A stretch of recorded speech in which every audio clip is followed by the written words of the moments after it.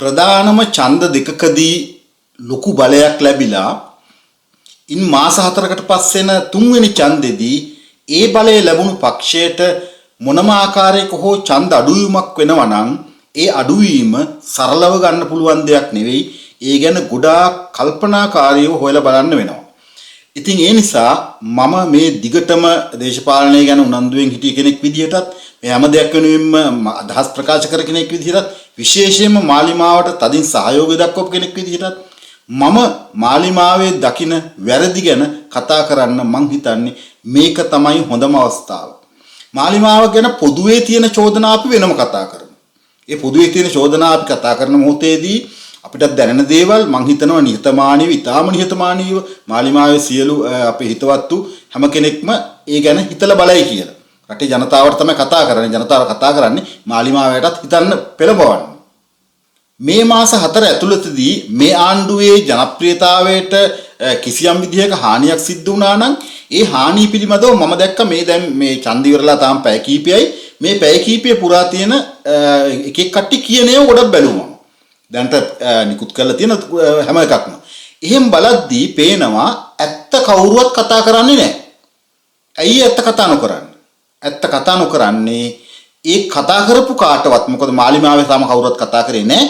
ඒ කතා කරපු කාටවත්ම ඕනකමක් නැහැ මාලිමාවට ඇත්ත පෙන්වලා දීලා මාලිමාවට යම්කිසි අඩුවක් වුණා නම් ඒ අඩුව වැඩි කරන්න කාටවත් උවමනාවක් නැහැ.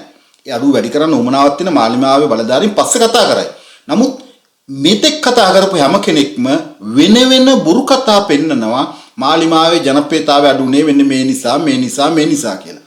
මුගක්ම අය කියන්නේ මේ පච කියනවා බොරු කියනවා අර කවුරු හරි කෙනෙක්ගේ වේදිකාවකදී කියපු වචන දෙයක් වැදිච්ච එකක් අන්න ඒ වගේව කියනවා.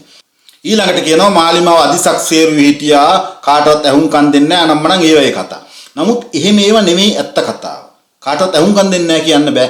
මාලිමාවේ හැම മന്ത്രി කෙනෙක්ම සතියට සැරයක් තමන්ගේ මහජන දිනේ අනිවාර්යෙන් තියෙනවා.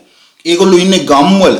මීට කලින් හිටපු മന്ത്രിවරු මීට කලින් හිටපු ඇමතිවරු ගම්වලට ආවේ නැහැ ඡන්ද දිනුවට පස්සේ. ගමට එන්නේ ඊළඟ ඡන්දෙ ඉල්ලන්න විතරයි. නමුත් මේ අය එහෙම නෙවෙයි. මේ අය Tamanට ඡන්ද දීපු හැම කෙනෙකුටම ඉතාම සාධාරණ ඉටු කරන විදියට ඒ හැම කෙනෙක්ටම ඉතා හොඳින් යහුම්කන් දුන්න බව අපි දන්නවා. හැම ගමකම හැම තැනකම ඒ හැම කෙනෙක්ම මහජන දින හරියට පැවැත්තුවා. එතකොට ඒ නිසා ගොඩක් චෝදනා අපිට ප්‍රතික්ෂේප කරන්න වෙනවා. හැබැයි පැහැදිලිවම චෝදනා දෙකක් තියෙනවා මාලිමාවට කරන්න. විශේෂයෙන්ම මේ පළාත් පාලන මැතිවරණයේදී මාලිමාවේ ඡන්දය අඩු කරපු දෙන්නෙක් ඉන්නවා. මාලිමාවට හරි හැටියට කියනවා මාලිමාවේ ඔළුවට පොල්ලෙන් ගහපු දෙන්නෙක් ඉන්නවා. හැබැයි ඒ දෙන්න පොල්ලෙන් ගැහුවේ මාලිමාවේ වරදින්. අනුර කුමාර දිසානක ජනාධිපතිතුමාගේ වරදින්. ජනාධිපතිතුමා ඇතුළු ඇමති මණ්ඩලය ඇතුළු පාර්ලිමේන්තුවේ 159ක් ඉන්න 159 වරදින්. මොනවද මේ දෙන්න?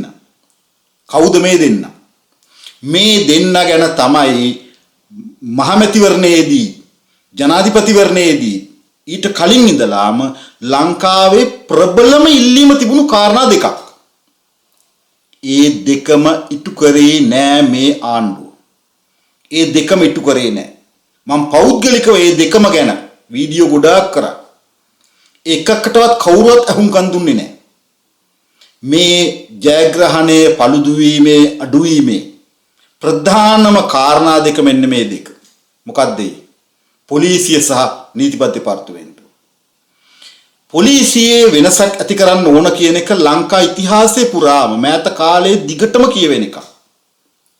එතකොට පොලිසියේ වෙනසක් ඇති කරන්න මේ ආණ්ඩුව ආවට පස්සේ කරන හැම උත්සාහයකටම බකට් ඇදලා ඒක කරන්න බැරි වුණේ කවුරු නිසාද?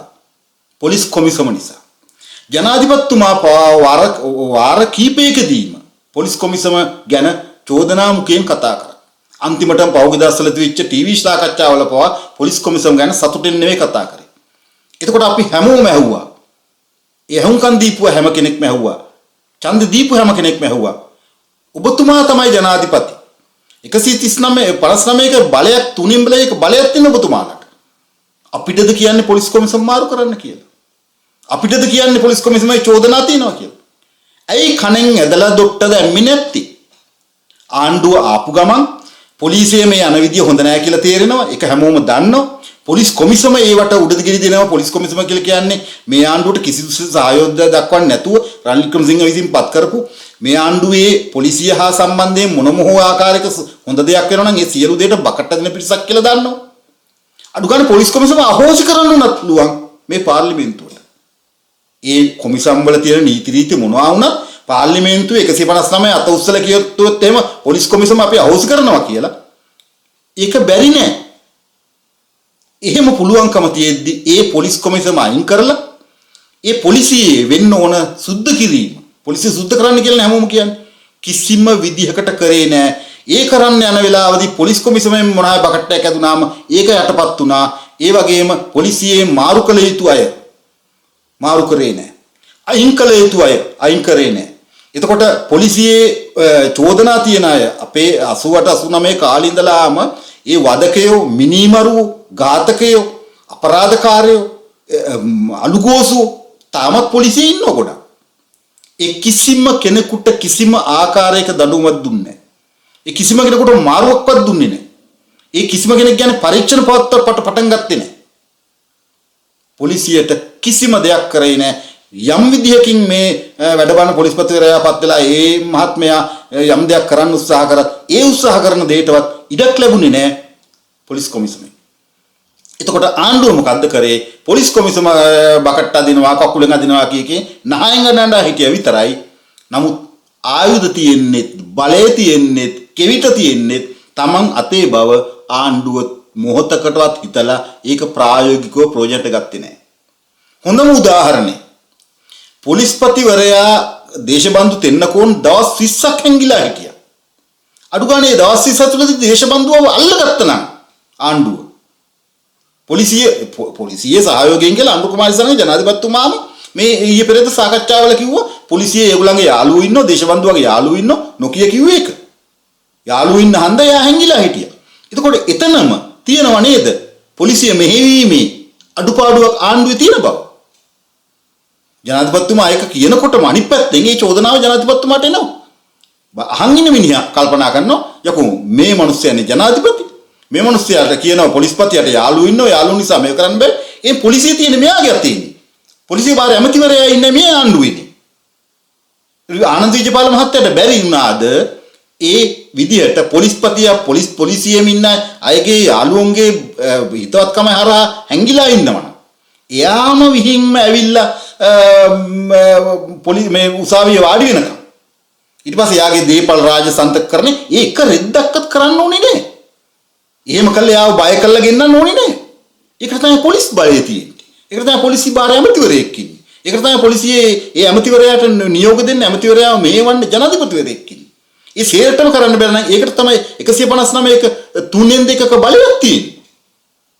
පාර්ලිමේන්තුවට කවුරු හරි මේ മന്ത്രിවරයෙක් ආණ්ඩුවේ മന്ത്രിවරයෙක් ගෙනල්ලා අපි පොලිස් කොමිසම අහෝසි කරනවා කියන යෝජනාව කියලා යෝජනාව සම්මත කරලා සට්ට ගාලා මාසෙන් දෙකෙන් ඒක අහෝසි කරා නම් අන්න මිනිස්සු එතකොට තේරුම් ගන්නවා මේ ආණ්ඩුවට පැහැදිලි වුණාවක් තියෙනවා අපේ මූලිකම අවශ්‍යතාවය අපේ මූලිකම ඉල්ලීම ඉටු කරන්න.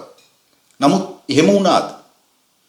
පොලිසියෙන් වෙච්ච දේවල් ඒ සියල්ලටම අමතරව කවුරුවත් කතා කරේ නෑ. පොලිසියේ ආයුධ පෙන්වන්න ගිහිල්ලා දෙන්නෙක් මේ ආණ්ඩුව යටතේ මැරුණා.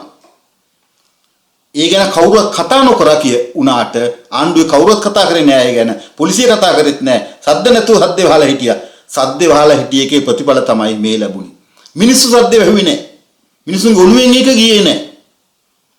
පොලිසිය විසින් ආයුධ පෙන්වන්න යනවා කියන එක දේශබන්දුලාගේ නාටකයක්. අපි ඒක හොඳම දන්නවා. දේශබන්දුලාගේ නාටකය මේ ආණ්ඩුව යටතේ සිදු වෙනවා නම් මේ ආණ්ඩුවේ හැම කෙනෙක්ම ඒ ගැන කසාය බීපු ගොළුවෝගේ හැසිරෙනවා නම් වචනයක් කතා කරන්නේ නැත්නම් ඒ ගැන. නමුත් මිනිස්සුන්ට අමතක වෙන්නේ නැහැ. අන්න මිනිස්සු පනිෂ්මන්ට් එක දෙනවා ඒගොල්ලන්ට දෙන්න පුළුවන් අවස්ථාවේදී. ඒක තමයි මේ වුනේ. ඒ ගැන කතා කරලා ඒ පොලිස් OIC මාරු කරලා ඒ OIC ට දඬුවම් කරලා ඒ මිනිහා තාම ඉන්නවා ඒ OIC කමේ. එතකොට ඒව සිද්ධ වුණේ නැහැ. එතකොට ඒ කාගේ බලයකින්ද? මම මේ අන්තිමටම පොලිසිය සම්බන්ධයෙන් කර වීඩියෝ එකව මම පැහැදිලිව කිව්වා තාමත් පොලිස්පති දේශබන්දු මේ පොලිසිය මෙහෙවන්නේ දේශබන්දු කියලා. වෙලාවකට අපිට සැකහිතෙන වර්තමාන වැඩ බලන පොලිස්පතිතුමාත් මේ දේශබන්දුට යටයිද කියලා. එතකොට ඒ පිළිබඳව මේ ආණ්ඩුව මැදිහත්ව ජනතා අභිලාෂයන්ට අනුකූලව කටයුතු කළේ නැහැ. පොලිස්පති දේශබන්දුව දවස් 20ක් අත්අඩංගුවට බැරුණා කියන එකම පට්ට ෆේල් කේස් එකක්. පට්ට ෆේල් කේස් එකක්. ඒක අපි කතා කරේ නෑ ඡන්දෙට කලින්වත් මොන වෙලාවකද මම පෞද්ගලිකව ඒක කතා කරන්නේ නෑ. මොකද හේතුව අපි විසින්ම අපි මේ ආණ්ඩුව අපහසුතාවයට පත් වෙන දේවල් කළ යුතු නැති නිසා. අඩුපාඩු තිබුණා. අපි දැක්ක දේවල් තිබුණා. ඒක වයින් වරමම කිව්වා හැබැයි. පොලිස්පති දේශබන්දුවට මේ දේවල් කරේ නෑ මේ වුණේ නෑ කියලා පොලිසියට චෝදනා කර වෙලාවල් තිබුණා මම ඕන තරම්. පොලිසියේ 88 89 වදකයෝ අලුගෝසු තාම ඉන්න එක එකක්වත් ගත්තේ නෑ කියලා අපි චෝදනා කරා. අර ඩග්ලස් පිරිස් කියන අමනය පෞද්ගලිකව 3000ක් මරපු ඩග්ලස් පිරිස් තාම ලංකාවේ ඉන්න පරිස්සම් වෙලා. ඒ මිනිහා ගැන අඩු ගන්න කතා කරාද කවුරු හරි? බටලන්ද ගැන කොච්චරවත් ජනතා විමුක්ති පෙරමුණ මූලික පෞද්ගලික කාලේ මොනතරම් කතා කරලා තියෙනවද විපක්ෂ ඉන්නකොට. නමුත් බටලන්ද පිළිබඳව ආණ්ඩුව පත් වුණාට පස්සේ බටලන්ද කොමිසම් ගෙනාවා. බටලන්ද කොමිසම මේව දුන්නා. ඒවත් හරි ඔක්කොම. නමුත් ඒ පිළිබඳව ගත්ත ක්‍රියාමාර්ග මොනවද? අඩු ගානේ ඡන්දයක් තියෙන නිසාවත් ලංකා මිනිස්සුන්ගේ ජනමනස දේරුම් අරගෙන ඒවට මොනවා හරි දෙයක් කරන්න තිබුණා. බටලන්ද කොමිසම් වාර්තා පාර්ලිමේන්තුව ගෙනාවා කියන එක ඒක වැඩක් ඇති දෙයක් නෙවෙයි. ඒකෙන් කිසි දෙයක් වෙන්නේ නැත්තම්. ඒ බටලන්ද කොමිසම් වාර්තාව පාර්ලිමේන්තුවට ගේනකොට මගේ මේ වීඩියෝ එකක් බලන්න මම පැහැදිලිව කිව්වා මේ කොමිසම් වාර්තාව ගේනවත් එක්කම මොනවද වෙන්න ඕන තව කියලා. කිසිම දෙයක් වුණේ නැහැ. ඒක ගෙනාව පාර්ලිමේන්තුවට ඉදිරිපත් කරා අත පීදගෙන නිකන් හිටියා. එච්චරනේ අපි දැක්කේ ප්‍රායෝගිකව එච්චරනේ. ප්‍රායෝගික අඩු ගානේ මේ පිළිබඳව විමර්ශන කරන්න වෙනම කණ්ඩායමක්පත් කරලා විනිසුරුතුමගේ යට හරි කවුරු හරි එහෙම එකක් කරලා ඩග්ලස් පීල්ස් එක ඇඳවලා ප්‍රශ්න කරලා නේ මොන හරි කරන්න පුළුවන් නේ. එමිනේ මැරෙනකන් ඉන්නේ. ප්‍රබල සාකිකාරයෝ තව කොච්චරවත් ඉන්නු රට පුරාම බටලන්ද පිළිබඳව දන්න කියන අය 100,000 ගාණක් තාම ඉන්නවා. දැන් මගේ මේ වීඩියෝ එක පාව මම මේ අර බැසිල් ප්‍රනාන්දු මහත්මයාත් එක්ක කතා කරා. බැසිල් ප්‍රනාන්දු මහත්මයාත් ඒ සියල්ල දන්න ඕනෙලාක සාකච්ඡා කඳවන්න පුළුවන් කෙනෙක්. ඉතින් කිසි කෙනෙක්ගෙන් කිසිම දෙයක් කරේ නැහැ. ප්‍රායෝගිකව මොනවත් නොවි වෙන කතා කිව්වට මිනිස්සු ඒවට රැවටෙන්නේ නැහැ. මිනිස්සු ඒව ගැන හිතන්නේ නැහැ. ඒකට විපක්ෂයට තමයි තටු ලැබෙන්නේ ආණ්ඩුව ඒ දේවල් නොකරනකොට. ඊළඟ එක තමයි බරපතලම අරුබුදේ නීතිපති දෙපාර්තමේන්තුව. නීතිපතිවරයා තක්කඩියේ නීතිපතිවරයා මේ ආණ්ඩුවේ කිසි දෙයකට ඉඩ දෙන්නේ නැති නීතිපතිවරයා කියලා කියන්නේ රනිල්ලාගේ විපක්ෂයේ අය විදිහට වැඩ කරන නීතිපතිවරයා කියලා කියන්නේ රාජපක්ෂලාගේ විදිහට වැඩ කරන ඒගොල්ලන්ගේ ඕනෑපකම් මත වැඩ කරන කෙනෙක් කියන එක මුළු රටේම කතා වුණා. මුළු රටම නොකඩවාම ඉල්ලුවා නීතිපති අයින් කරන්න නීතිපති අයින් කරන්න නීතිපති අයින් කරන්න කියලා. කෝ කරා? කරේ නෑ. දැන් නීතිපති පාර්ලිමේන්තුවේ හොඳ මහත්තුරු ඉන්නවා. අපි දැක්ක අර දේශබන්දුගේ නඩුවට ගිහිල්ලා අර මහත්මයෙක් කතා කර විදිහ අපි දැක්කා. ඒ ඕනකම තියන අය ඉන්නවා. එතකොට නීතිපතිව අයින් කරලා හරි මේ අඩු ගන්න මේ ආණ්ඩුවේ බකට් අදින කෙනා නිසා නීතිපතිගේ හරි මේ එකක් නැතුව කොහොමද මේ මොනවත් කරගෙන යන්නේ? කොහොම හරි අමාරුවෙන් යම්පචන් ගාලා nyුන් ගාලා මොනවා හරි කරනවා වෙන්න පුළුවන්. නමුත් සෘජුව කළ යුතු දේවල් කරේ නැහැ. සෘජුව කළ යුතු දේවල් තමයි ඒ අයව අයින් කරලා සුදුසු කෙනෙක් වෙතෙන්ටපත් කරන එක. දැන් පොලිස්පතිවරයෙක් හිටියේ නෑ මේ ආණ්ඩුවපත් වෙනකොට. එතකොට වැඩ බලන පොලිස්පතිවරයෙක් ආණ්ඩුව ආපු ගමන් ඒ ඉන්න සුදුසුම කෙනාපත් කරා. හොඳ වාසනාවට මේ මහත්මයා ඒ ටික කාලය කරපු වැඩ පිට හොඳයි. නමුත් අපිට පොඩි අවුලක් තියෙනවා මේ මහත්මයාත් දේශබන්දුට යටද කියලා. ඒකයි. එතකොට ඒ සියල්ලම ගැන මිනිස්සු තදින්ම කල්පනා කරා මේ ආණ්ඩුවේ අය ඒක අමතක කරන්න උත්සාහ කරාට ඒව ගැන කතා නොකරට කසාය බීපු ගොළු වගේ හිටියට මේ දේශබන්දු වගේ ඒ වගේ ප්‍රශ්න සම්බන්ධව රටේ මිනිස්සු හිතුවේ ඒ විදිහට නෙවෙයි. දානු කුමාරසේන ජනාධිපතිතුමත් පහුගිය මේ ටීවී වැඩසටහන් වල හැම එකෙම කිව්වා පොලිස්පතිවරයා හැංගිලා හිටියා. පොලිස්පතිවරයා පොලිසියට බය හැංගුනේ අපේ ආණ්ඩුව ආපුහන්ද 100%ක් ඇත්තේවා. මේ ආණ්ඩුව ආවේ නැත්තම් දේශබන්දුට එරෙහිව ඔහොම නඩු වැටෙන්නෙත් නැහැ. දේශබන්දුව පොලිසියට බය හැංගෙන්නෙත් නැහැ. දේශබන්දුට කිසිම දෙයක් වෙන්නේ නැහැ. මේ ආණ්ඩුව ආවේ නැත්තම් අර මහාමැතිවරුද ඔය කට්ටිය හිර යන්නෙත් නැහැ. ඒ කට්ටියට නඩු වැටෙන්නෙත් නැහැ. ඒ කිසි දෙයක් වෙන්නේ නැහැ. ඒක අපි දන්නවා. ඒව රට දන්නවා. ඒ නිසා තමයි ජනතා විමුක්ති පෙරමුණ මූලික ජාතික ජනබලවේගයේ මිනිස්සු ඡන්දෙ දුන්නේ. දැන් අපි යම් කිසි කෙනෙක්ගෙන් යම් දෙයක් බලාපොරොත්තු වෙනවා නම් ඒ බලාපොරොත්තු වෙන දේ කොහොමද මිනිස්සු බලාපොරොත්තු වෙනවා. අපි ගෙදරට පූසෙක් කරන් යනවා පූසෙන් යාවු කියයි කියලා බලාපොරොත්තු වෙනවා. බල්ලෙක් ගෙනාම බල්ලා වව් වව් ගහලා බුරාවි කවුරු හරි එනකොට බුරාවි අපි එනකොට නැට්ටවනාවි කියලා අපි දන්නවා. ඒක කොහොමද වෙන දෙන්නේ? ඒ වගේ මේ ආණ්ඩුව කොහොමද හොරකම් කරන්නේ නැහැ කියලා හැමදාම කොහොමද දන්නවම. මේ ආණ්ඩුවට එනපත් වෙන කිසිම කෙනෙක් හොරකම් කරන්නේ දූෂණය කරන්නේ වැරදි කරන්නේ පගා ගහන්නේ නැහැ කියලා හැමෝම දන්නවා. ඒ දන්න දේ කොහොමද කරනවා බලාපොරොත්තු නායක. ඒ නිසානේ වැඩිපුර මෙච්චර මේ තරම් ගොඩක් කට්ටිය ඡන්දෙ දුන්නේ. මීට කලින් අනිත් හැම පක්ෂයටම දීපු මිනිස්සුනේ මේ ඡන්ද දුන්නේ. අර JVP 103 තාම 103ම තමයි. ඒතකොට මේ JVP 103 නෙවෙයි. මේ 100ට මෙච්චර ගාණක් ආවේ ඒ වෙනත් අය පක්ෂ වලට දීපු අයත් මේ අයගෙන් ඒ දේවල් බලාපොරොත්තු වෙච්ච නිසා කොහොමත් වෙන දේවල් දීම නෙවෙයි වඩා වටින්නේ මිනිස්සු බලාපොරොත්තු වෙන විශේෂ දේවල් ලබා දීම. මිනිස්සු බලාපොරොත්තු වෙන විශේෂ දේවල් ඒ ඔය ලැබුණු දේවල් අතරේ තාම පැහැදිලිව පේන්නේ නැහැ. ප්‍රධානම දේ පොලිසිය අයින් කිරීම. ප්‍රධානම දේ පොලිසිය සුද්ධ කිරීම.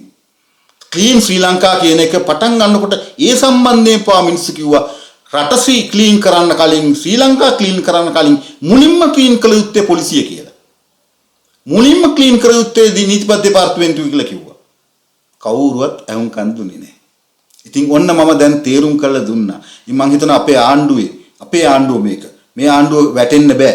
මේ ආණ්ඩුව මෙහෙම අඩු වෙන්න බෑ ඡන්ද. මේ ආණ්ඩුවට ඡන්ද වැඩි වෙන්න ඕන දවසින් දවස.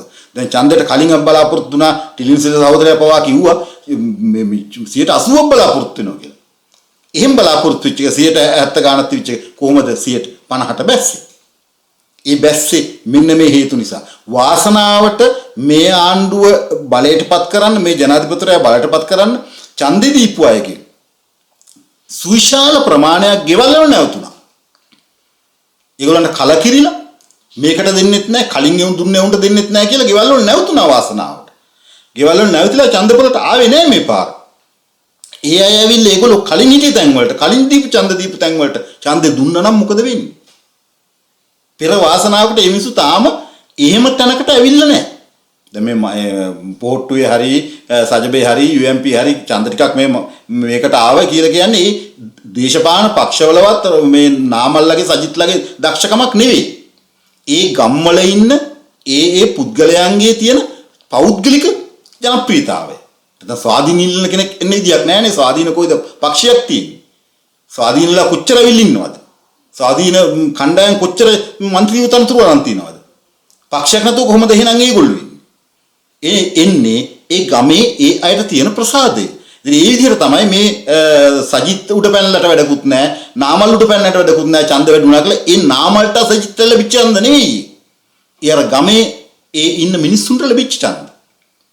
ඒ ප්‍රධාන පක්ෂ ගැන හිතන අය ඡන්ද පොලට ආවේ නැහැ. විශේෂයෙන්ම මාලිමාවට ඡන්ද දීපු අති බහුතරයක් ගෙවල් වල නැවතුණා. අපි එකෙකුටවත් දෙන්නේ නැහැ. මොකද අනිත් ඒවාට දෙන්න හිතෙන්නේ නැති නිසා.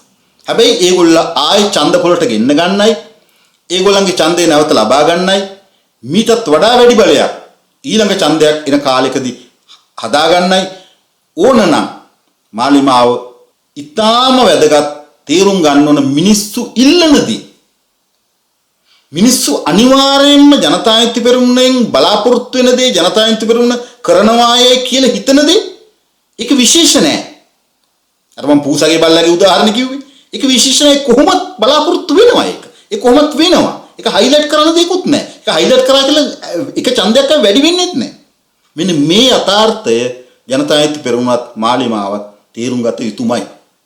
මේ යථාර්ථය තේරුම් ගත යුතුයි. මිනිස්සුන්ට මේ ක්ෂණිකව දැවෙන ප්‍රශ්න තියෙනවා. බඩගින්න මිනිස්සු දරාගෙන ඉන්නවා. බඩු මිල එක ෂොට් එකට වැඩි කරන්න බෑ කියලා දන්නවා. ලයිට් බිල එක ෂොට් එකට වැඩි කරන්න බෑ කියලා දන්නවා. තෙල් මිල අඩු එක ෂොට් එකට අඩු කරන්න ලයිට් බිල අඩු කරන්න බෑ කියලා දන්නවා. තෙල් මිල අඩු කරන්න බෑ කියලා දන්නවා. ඒවල මිනිස්සුන්ට තේරෙනවා. මිනිස්සු මොඩිය නෙමෙයි. නමුත් පොලිස් කොමිසම අයින් කරන්න බැරියයි. නීතිපති අයින් කරන්න බැරියයි. පොලිසිය සුද්ධ කරන්න බැරියයි. ජනාධිපතිතුමාට තේරෙනවා නම් ඒගොල්ලෝ අවුල් කියලා. ඒ කරන්න බැරි ඇයි? අපි මේ බලය දුන්නේ ඔබතුමාලට ඒකට තමයි කියලා තමයි මිනිස්සු හිතන්නේ. මෙන්න මේ පොළු පාරවල් දෙක තමයි පොලිසිය සහ නීතිපති දෙපාර්තමේන්තුව කියන පොළු පාරවල් දෙක තමයි මේසා විශාල ප්‍රමාණයකින් ඡන්දේ අඩු වෙන්න මාලිමාවේ ජනප්‍රියතාවය අඩු වෙන්න මූලිකම හේතු බව ඔබතුමාලා තේරුම් ගනිත්වා කියලා අර අනුර කුමාර දිසානායක ජනාධිපතිතුමා ප්‍රාර්ථනා කරා වගේ ප්‍රාර්ථනා කරන්න සිද්ධ වෙනවා. ඒක තේරුම් නොගත්තොත් ඉදිරි අපි කයිවාරු ගහලා වැඩක් නැහැ. තව අවුරුදු 5කින් ඊට පස්සේ එන්නෙත් අපි තමයි කියලා. ඒව නොකරොත් මේ යන විදිහට දියාරු ගතියෙන් ඕතෑනි ගතියෙන් කවදා හරි ඒව වෙයි ඉබේ වේ නීතිපතිව ඉබේ කාලය ඉවරලා යාවි පොලිස්පතියත් ඔය අර හැංගිලා ඉඳලා ඉබේ කවදා හරි දවසක මතු වේවි උසාවියෙන් මතු වේවි කියලා එහෙම බලන් හිටියොත් නම් පුතෝ වැඩේ බඩුම තමයි බඩු බනිස්සෙනවා. එහෙම බලන් ඉඳලා හරියන්නේ නැහැ. ෂණිකව පුළුවන් ඉහළම ක්‍රියාමාර්ග ගන්න 159 අත උස්සන්න දිනපතා පාර්ලිමේන්තුව පවත්තන හැම දවසකදී මොකක් හරි එකට අත උස්සන්න 159 අත උස්සලා සම්මත කරගන්න මිනිසුන්ට පෙන්නන්න අපි මාර ගේමක් දෙනවා උඹලාගේ හීන හැබෑ කරන්න කියලා. අන්න ඒක හිමිහිමීට හැබෑ වෙන බව දන්නෝ. ඒත් එච්චර බුද්ධිමත් තත්ත්වයක් එච්චර ඉවසීමක් මිනිසුන්ට නැහැ. අන්නේ මිනිසුන්ගේ ඇත්ත තත්ත්වය තේරුම් ගත්තා නම් මේ පළාත් පාලන මැතිවරණයේදී දැන් ඔය හුඟක් ඒවයි සභාපතිවරයා පත් කරගන්න පළාත් පාලන පත් කරගන්න අවුල් ආරු බూరు විපක්ෂයට අච්චර වැඩි මෙච්චර වැඩි ඔය එක කතාවක්වත් එන්නේ නැහැ. මේ මාස 4 ඇතුළත පොලිසියයි නීතිපති දෙපාර්තමේන්තුවයි සුද්ධ කරානම් ආයුබෝවන් සුබ දවසක්.